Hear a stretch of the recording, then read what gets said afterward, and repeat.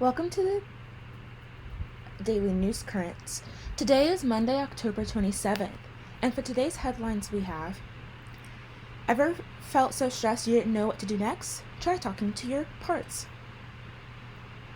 Grammy-winning rapper Lil Durk is charged in murder for hire conspiracy. A skeleton bake of understudied species. And Japan's long-governing party loses its majority.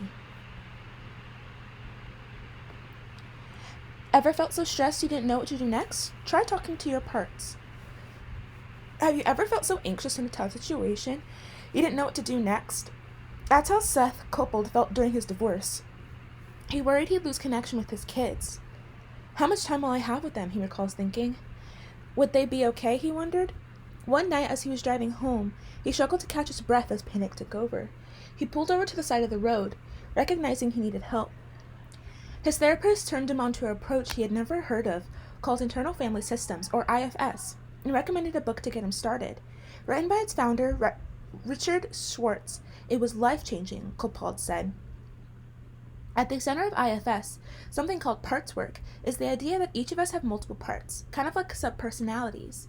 Getting to know them and treating them with compassion may help us manage our lives and our stress better, Schwartz writes in his books, No Bad Parts. Schwartz came up with the idea for IFS more than 40 years ago, when he was a family therapist treating adolescents with bulimia. His patients told him about the different parts of themselves that they were interfering with their treatment, like the critic who would make them feel worthless and alone. As the science in him mulled over this, he also looked inward. I noticed them in myself. Oh my God, I've got them too, he recalls. The premise of the IFS model is that our minds are not one-dimensional. We are all multiple, Schwartz says. We all have multiple perspectives within. For example, people often identify an inner critic, worrier, or striver, and some parts tend to dominate our lives, while others are more hidden. IFS teaches a process to embrace all your parts, bring them into balance, and find a sense of wholeness. Parts work has exploded in popularity recently, with a growing number of books, apps, social media accounts highlighting the system. There are now more than 60 IFS-certified therapists and practitioners. 6,000. IFS is used by therapists working on a range of issues, from couples therapy to coping with the death of a loved one or other traumas. Some therapists say the popularity has gotten ahead of the evidence base and are calling for more research. There are several small studies showing IFS can benefit people with specific problems, including symptoms of PTSD and stress, the pain, discomfort, and depression from living with rheumatoid arthritis and depression, and more studies are underway. For Seth Copeland, parts work was key to taming his anxiety, as he began to recognize that it stemmed from the fears of feeling unloved in childhood. With IFS, he could now acknowledge that the hurt child within and began to unburden the pain and shame. There's a big difference between I am the anxiety and fear versus I am here with the fear, I am here with the anxiety, he says. And in that realization, his natural state of confidence, courage, and compassion resurfaced. It's almost like I have a new operating system now, Copeland says. So if you're dealing with stress around relationships, tragedy, or any life challenge, you may want to learn more about parts work. Here are highlights of how IFS process works. Quiet your mind and look within. One way to begin to get to know your parts is to listen. Sit still as if you're about to meditate and notice any bodily sensations that arise. Do you feel a sore neck, a tight chest, sick to your stomach? Do you see scenes or images from the past?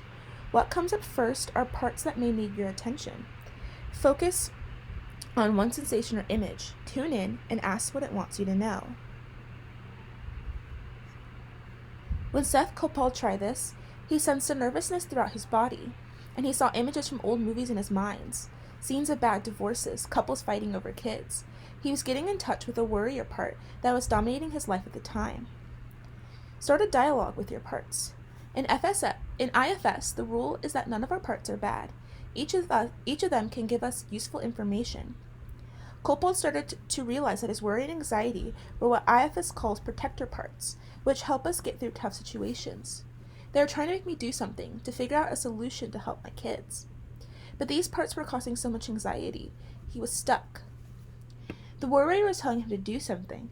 Then there was a critic questioning what he'd done to contribute to the bad situation. And another part was jumping in, trying to numb him from the pain. These multiple parts were teaming up, a pattern that can happen to many of us in moments of crisis.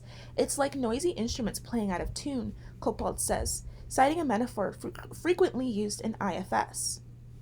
If you find yourself overwhelmed by the cacophony, try to start a dialogue with your parts. What do you want me to know? What do you want to show me? And the more you learn with your parts, you can start to become the leader or the conductor, Coppold says, bringing up each instrument in harmony. Take some space. IFS treats you to separate from the noise of those competing parts. Coppold recalls a moment he started to get some perspective about his anxiety about his kids, seeing it as just one part. When it really hit me that the anxiety I had been feeling was one aspect of me, but not all of me, I felt this calm come over me, he says. This was the beginning of a breakthrough for him. If you want to try this, ask the noisy part, can you give me some space so we can talk? For Coppold, instead of feeling like he was that scared, anxious kid, he got into the place where he felt like he was sitting with that kid, helping to comfort him. 4. Get in touch with pain from childhood. IFS teaches that we all have exile parts, which hold onto hurtful memories, many from childhood.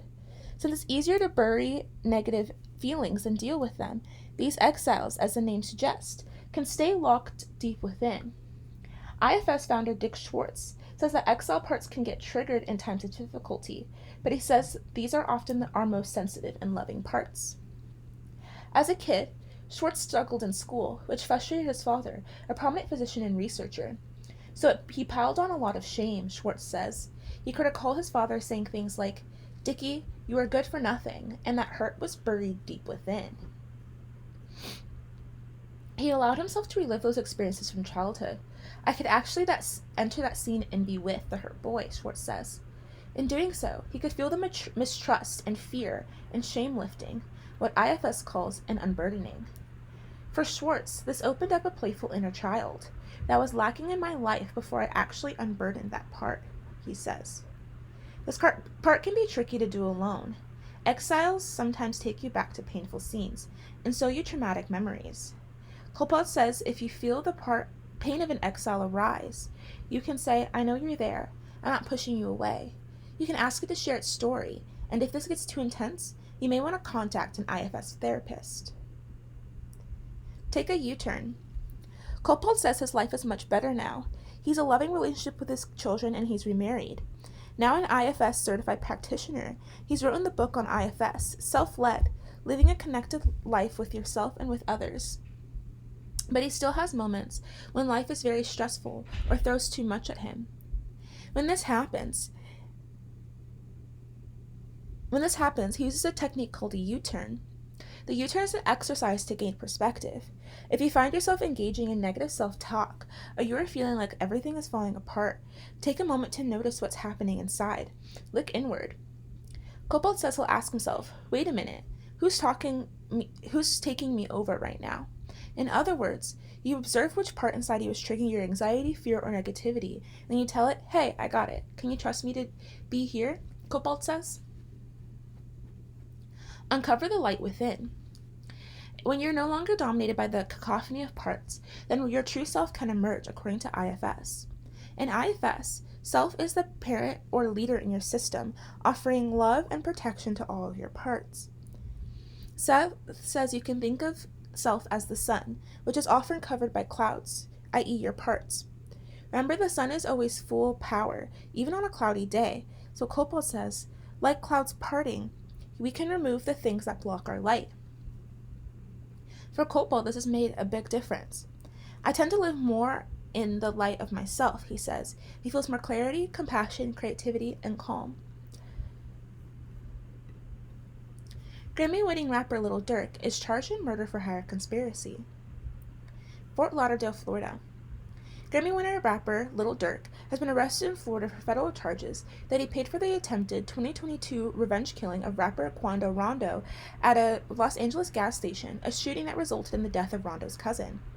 Durk, 32, is charged with conspiracy to commit murder for hire and the slaying of Savilia Robinson, 24, who was gunned down on August 19, 2022, according to an FBI affidavit released Friday.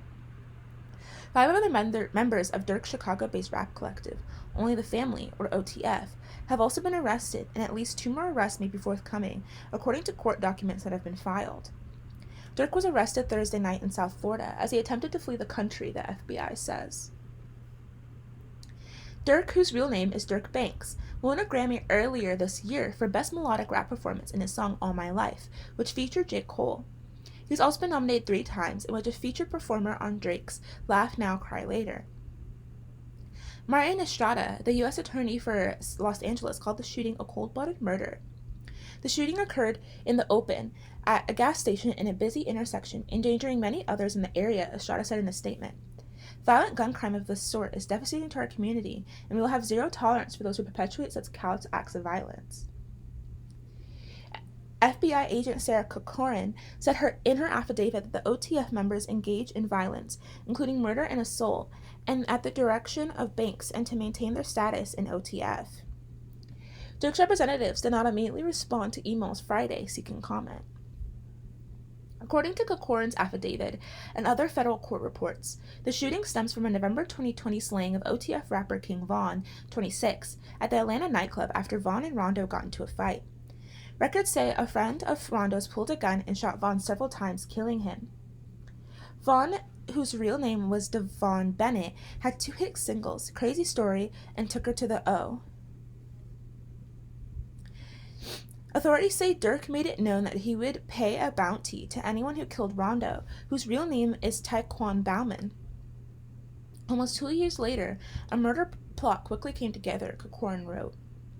On August 18, 2022, Dirk's associates learned that Rondo was staying at a hotel in Los Angeles hotel. That day, DeAndres Wilson, Keith Jones, David Lindsay, Asa Houston, and a 5th unnamed suspect fled from Chicago to San Diego, and then they drove to Los Angeles using funds provided by Dirk, Corcoran said. That day, Dirk allegedly texted an associate arranging the flights.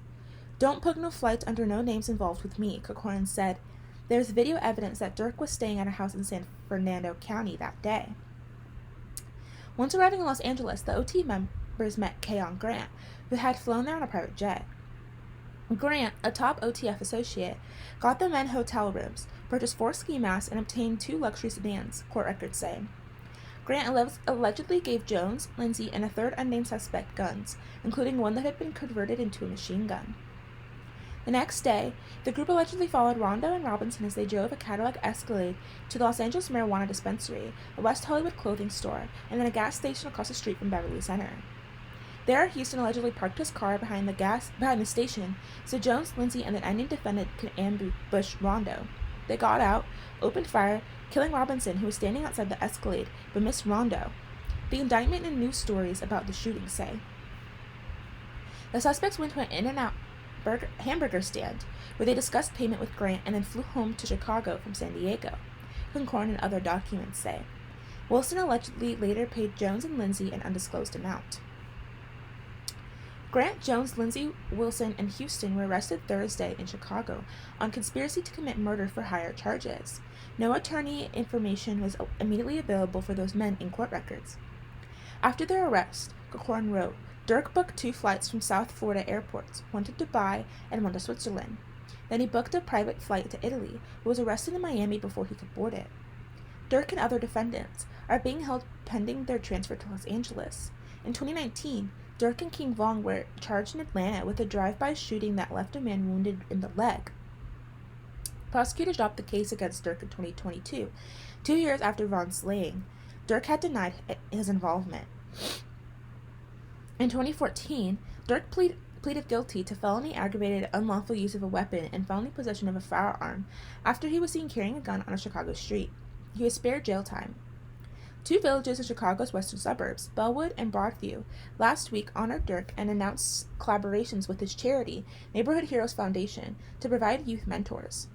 But on Friday, Broadview Mayor Katrina Tomlinson announced she had severed ties to Neighborhood Heroes and had withdrawn the honorary key to the village given Dirk. While acknowledging that Dirk and other suspects are presumed innocent, village residents have even higher moral and ethical standards of behavior.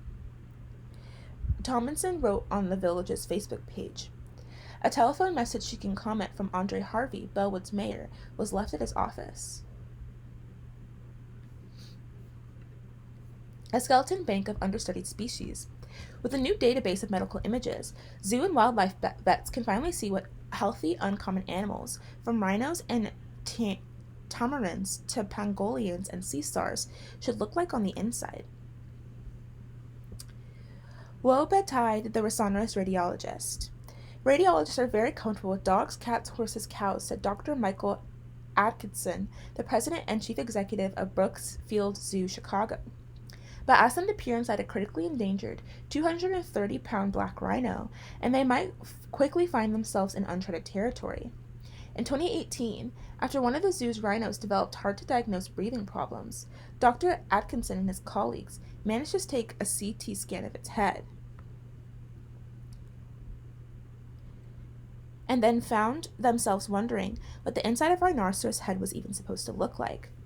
With zoo and wildlife animals, we often just don't have a good reference data available.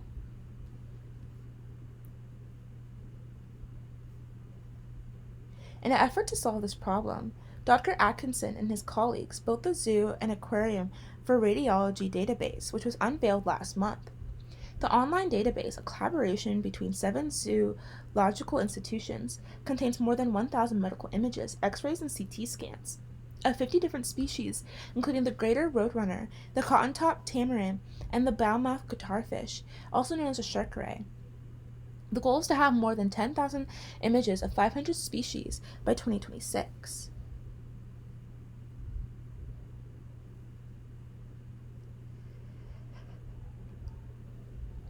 Many of the images in the database, which all depict healthy animals and were reviewed by board-certified radiologists, were produced in the course of providing routine care for zoo denizens. But there is nothing routine about imaging rare and exotic animals, which may require moving asceta-sized rhinos with front-end loaders, persuading giraffes to present their hooves, and propping up fish on wet sponges. If you've got a bucket, you can keep a stingray in a little bath of water, and you can image the entire bucket with the stingray in it. A veterinarian radiologist at Ohio State University and the lead radiologist for the project. You still get great images.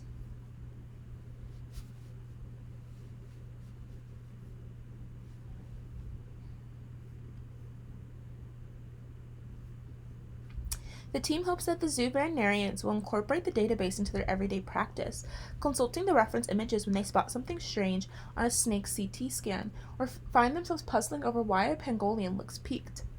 Your general veterinarian can open a number of textbooks and look up cat and dog stuff, Dr. Hosnick said. The same isn't as true for our zoo vets. It could also be a resource for field biologists studying vulnerable populations in the wild, or even yield new insights into the basic biology of understudied species.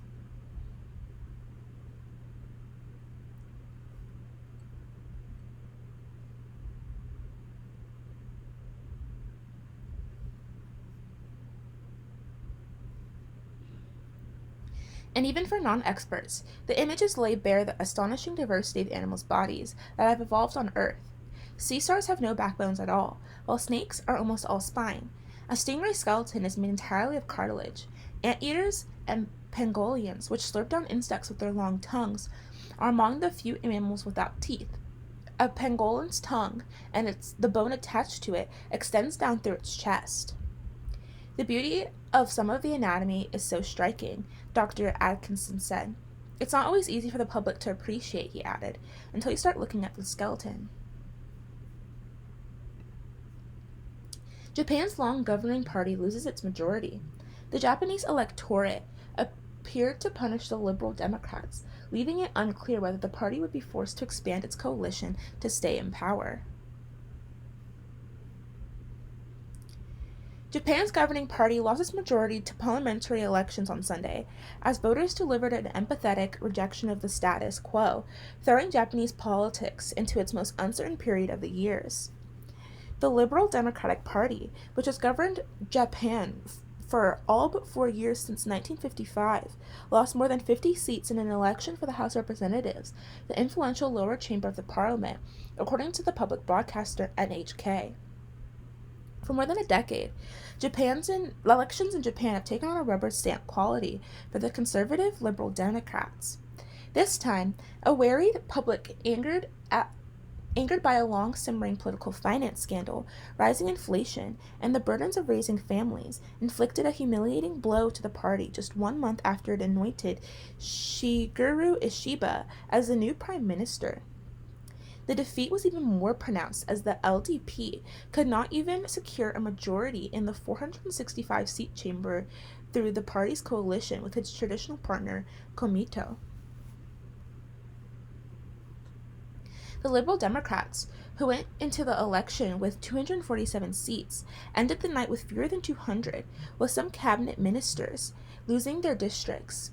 Together with Komito, the political arm of Soka Gakkai, the Buddhist sect, the coalition won fewer than 233 they needed to retain the majority. The opposition, led by the Constitutional Democratic Party, won at least 250 seats. Just 2 weeks earlier, such a result seemed unlikely, but in the early hours of the Monday morning, the Liberal Democrats were forced to consider whether they could expand their coalition to retain power, or whether a group's opposition party could come together to form a government.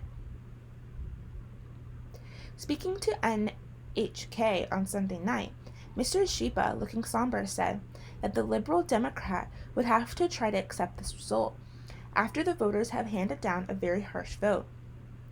He said he would consider working with other partners, with an eye towards negotiating with parties that had gained trust from the public when his own had not.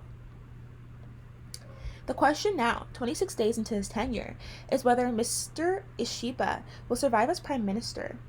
If he doesn't, the country might return to the kind of revolving door leadership that has characterized Japanese politics in the past. "We don't want such trouble again," said Tazuna Watanabe, a senior fellow at the Sasakawa Peace Foundation in Tokyo. But the situation looks likely to go to a very troubled time. Early Monday, Yoshiniki Noda, a former prime minister and current leader of the Constitutional Democrats, said in remarks to reporters that he had achieved his goal of denying the Liberal Democrats the majority. But he held back from giving specifics on his plans for leadership. "It would be best if we could have a change of government right away," Mr. Noda said. However, at the very least, I think the phrase "on the eve of the change of government" has definitely become more of a reality. I think that is just the beginning. Unlike in other countries, where the electorate is divided over ideology and vastly different policy platforms, Japanese voters have been frustrated by a sense that all options were unaspiring and that the governing party had grown complacent. Both times the Liberal Democrats lost power in the past 7 decades, the outcome has been widely predicted beforehand. Ever since the party returned to power in 2012 under Shinzo Abe, it has entered elections confident of winning. "I didn't think it'd be such a close race," said Masako Tanaka, 60, a clerical worker at a rally Friday afternoon for a Liberal Democratic lawmaker who was fighting a tight race against a candidate from the largest opposition party, the Constitutional Democrats. During campaign rallies, Mr. Ishiba, 67, said he felt the greatest sense of crisis. His first approval rating after taking office on October 1st was the lowest of any Japanese prime minister at a similar point in his rule since 2002. According to a poll conducted by the newspaper Nihon Keizai and TV Tokyo. On Sunday, voter disappointment was reflected in turnout, which was just under 54% of eligible voters, lower than it had been for the general election 3 years earlier. The Liberal Democrats still won the most seats in any single party. The conditions that the Liberal Democrats faced, or arguably had created, recalled that the last 2 times they lost power. In 1993, voters cast out the party after revelations of corruption and drastic bursting of a real estate bubble that plunged the economy into recession. 7 disparate opposition parties came together to form a government, but it collapsed within just 11 months. In 2009, the Democratic Party of Japan won in a landslide victory, as voters sought to punish the Liberal Democrats for failing to resuscitate the moribund economy. In both of these instances, the opposition did not present a robust vision for change, as much as an opportunity for voters to express their frustration with the longtime governing party. In August, Fumio Kishida said he would resign as prime minister in an attempt to reset the party's reputation. Analysts said the party and his successor, Mr. Ishiba, had missed the opportunity to do so. I expected Mr. Ishiba would carry out some reforms to get rid of the corrupted image of the LDP, said Jiro Yamaguchi, the political scientist at Hosei University in Tokyo. But Mr. Ishiba, previously viewed as a political unafraid to shed party shibboleths, backtracked on several of his more prominent campaign promises. He looked to be co-opted by the old party system, Mr. Yamaguchi said. During the debates before the party leadership election, Mr. Ishiba said had floated plans to push for interest rate increases, capital gain taxes, an Asian version of NATO, and the revision of an agreement that governs American military forces based in Japan. He indicated he might support a change in the law requiring that married couples use one surname. On all these proposals, he has already retreated, evidently bowing to party orthodoxy. Mr. Ishiba also showed an anemic response to the issue that seemed to bother voters most: political finance scandals. For more than a year, the party has failed to restore voter trust after some liberal Democratic lawmakers were accused of taking kickbacks from the sale of tickets to political fundraisers. Although more than 45 politicians were implicated in the scandal, the Prime Minister announced that the party would withdraw its endorsement from just a dozen candidates. 9 of them are still running, and last week the Japanese news media revealed that the LDP had transferred 20 million yen, about 131,000, to local branches of candidates who had lost the party's endorsement. On Sunday in central Tokyo, district where exit polls indicated an opposition candidate from the Constitutional Democratic Party had defeated a prominent liberal Democrat, Sukuro Asa, 54, a self-employed technology worker, said the finance scandal had had quite an impact on my vote this time.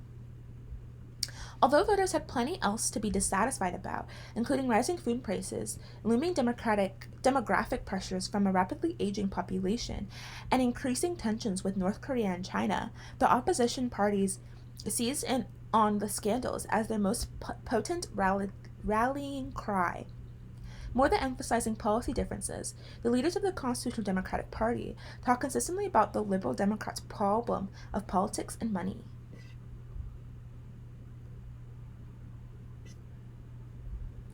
As results were trickling in on Sunday night, Masaru Kono, a political scientist at the Waseda University in Tokyo, said that if the governing coalition did not achieve a majority, it might still be difficult for the multiple opposition parties to come together to govern.